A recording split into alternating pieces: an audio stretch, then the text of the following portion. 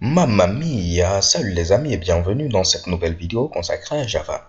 Alors je tiens premièrement à vous annoncer que notre série de vidéos Java pour débutants tire à sa fin. Ok, il va rester en grosso modo 3 vidéos si je ne me trompe pas. Dans la première vidéo, nous allons tenter de faire un jeu, donc c'est cette vidéo là. Dans la seconde vidéo, je vais vous proposer également un second jeu. Et maintenant dans la dernière vidéo, je vais vous donner un petit challenge, histoire de pouvoir voir si vous avez bien compris cette histoire de loop, cette histoire de tableau dynamique, ainsi de suite, en grosso modo, tout ce qu'on a vu jusque-là. Alors, le premier jeu qu'on va faire, ce sera très fun et j'avoue que je l'utilise très souvent lorsque j'ai des problèmes avec ma petite amie. C'est-à-dire, des fois, je me pose des questions, est-ce qu'elle m'aime toujours et tout. Je fais ce petit programme-là qui va me donner une réponse aléatoire. Ce programme peut me dire par exemple, oh tu sais, je t'aime mon cœur. Ou bien le programme va me dire, mais toi, tu sais pas que je suis avec toi que pour ton argent. Hein. Donc vous voyez, ce sera fun. On va l'appeler Love Story. Et tout ce que notre programme sera chargé de faire, c'est quoi? On aura premièrement l'homme qui va faire une déclaration d'amour. Est-ce que tu sais que je t'aime mon bébé par exemple? Et ensuite, on aura une réponse qui sera aléatoire. La réponse pourra être par exemple, je t'aime également. Comme la réponse pourra être, mais de quoi tu me parles? Comment oses-tu me le dire? Donc pour ce faire, je vais venir à ce niveau et créer une nouvelle classe. Donc je fais new class et on va l'appeler Love Story. Donc je mets ici Love comme ceci, Story.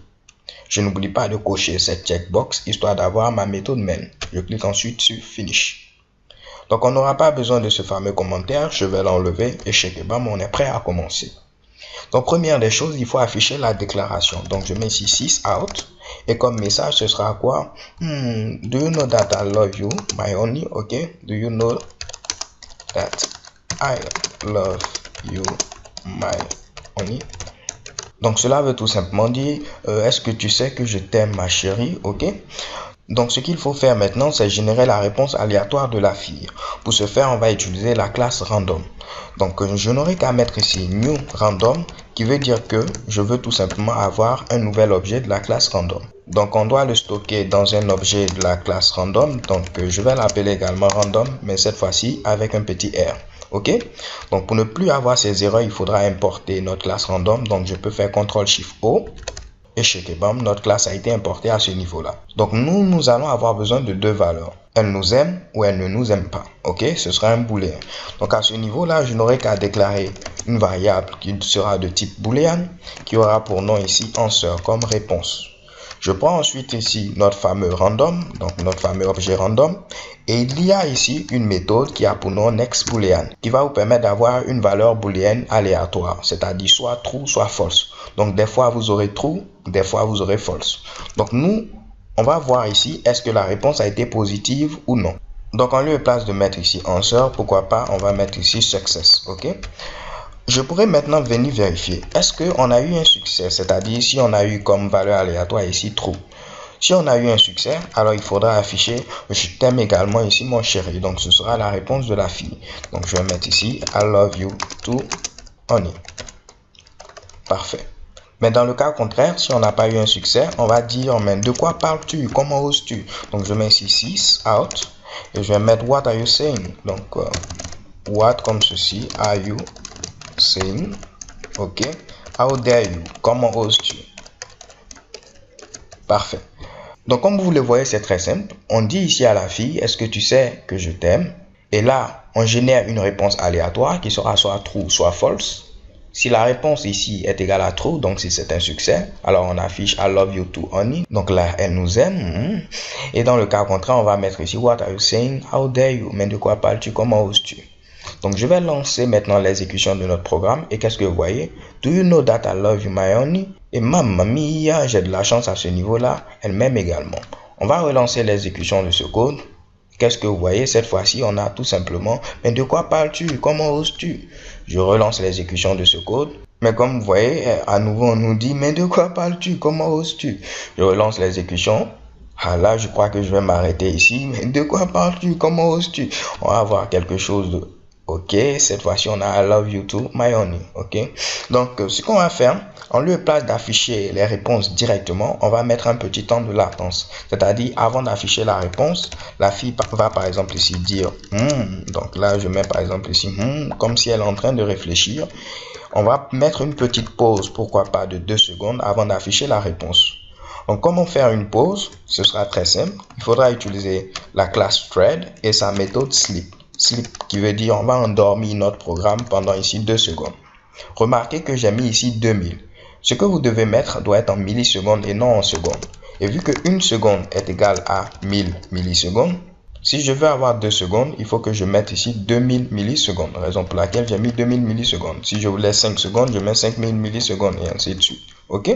Donc là, vous voyez que j'ai une erreur. On va tout simplement survoler ce Mitsubishi et choisir ceci. En grosso modo, qu'est-ce qui se passe? On peut avoir ici quelques petites erreurs qui vont être générées si le slip ne fonctionne pas à la perfection. Donc on nous dit il ne faudrait pas l'utiliser directement. Si vous avez des choses qui peuvent générer des erreurs, il faudra nous le dire. Comme ça, en cas d'erreur, nous allons maintenant essayer d'afficher un message et non ici stopper l'exécution de votre programme. Donc essaie de faire ceci. Vu qu'il peut générer des erreurs, au cas où tu trouves une erreur, qui sera par exemple ici de type interrupted exception, tu vas tout simplement afficher cette erreur. Alors les gars, ne vous fatiguez pas vraiment à vouloir comprendre le principe du try-catch, la gestion des exceptions. On va le voir dans Java pour intermédiaire. Donc pas de souci à ce niveau-là. Donc là, on va faire comme si on ne savait rien. On avait des erreurs, on nous a proposé des alternatives, nous avons choisi une alternative. Ok? Donc j'enregistre mon programme, je relance l'exécution. Qu'est-ce que vous voyez? Do you know that I love you only? On a une petite pause avant ici d'afficher la réponse. Je vais relancer pour que vous puissiez bien le remarquer. On a une autre petite pause comme si elle réfléchit. Et là, vous voyez, ça fait 2 fois de suite que j'ai une réponse positive. Donc, je relance l'exécution de ce code et qu'est-ce que vous voyez? Mamma mia, les gars, c'est tout pour cette vidéo. J'espère que vous l'avez apprécié. Ici, on a vu, par exemple, ici, comment générer une valeur aléatoire. Donc là, j'ai utilisé next boolean, mais sachez que vous pourrez également générer, par exemple, un nombre entier aléatoire. Donc, je peux mettre ici next int. Donc, vous avez ici next double, next float, next int, ainsi de suite. OK? Par exemple, au niveau ici de next int, vous pouvez donner la valeur maximale. Par exemple, si je veux un nombre aléatoire entre 0 ici et 100, donc je mets ici 100, mais 100 ne sera pas inclus. Ok, donc je vais mettre par exemple next int 1 en lieu place de mettre ici boolean, je vais mettre ici int. Donc là, je demande à avoir une valeur aléatoire entre 0 et 1, mais le 1 n'est pas du tout inclus, donc on n'aura que 0. Donc je vais faire un test, je mets ici 6 out.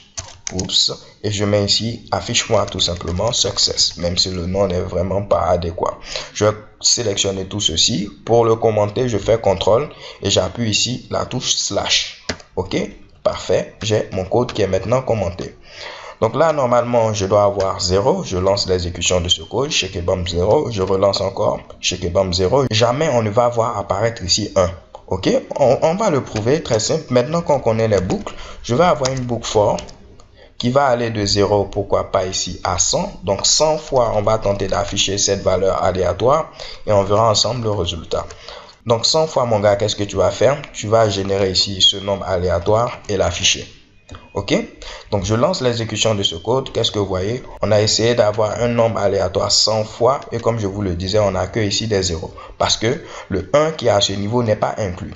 Donc si je voulais avoir ici une valeur entre 0 et 1, donc là je m'arrête ici à 2, comme ça les valeurs seront 0 et 1. Je lance l'exécution de ce code et qu'est-ce que vous voyez? J'aurai au moins 0 et 1 de temps en temps. Alors les gars, c'est tout pour cette vidéo. J'espère que vous l'avez apprécié. Rendez-vous à donner à la vidéo suivante où nous allons faire un autre jeu. So thanks for watching. Don't forget to subscribe and have a nice day. Peace.